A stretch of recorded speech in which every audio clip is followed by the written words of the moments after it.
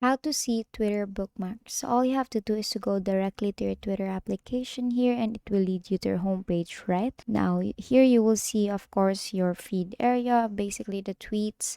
And then the next thing that you want to do is to make sure that you have actually added some Twitter bookmarks. And to do that is, let's say you want to go here to this account and you want to save of course a bookmark. So all you have to do is on the bottom part of that tweet that you want to save on your bookmarks, you will see this send arrow here or your share arrow. Tap on that and tap on bookmark here. Now as you can see, tweet added to your bookmarks. Now let's say you want to look for all the tweets that you have bookmarked, then all you have to do is to go back here to your home page, and basically on the upper left you will see your profile icon there. Tap on that and here you will see it like this.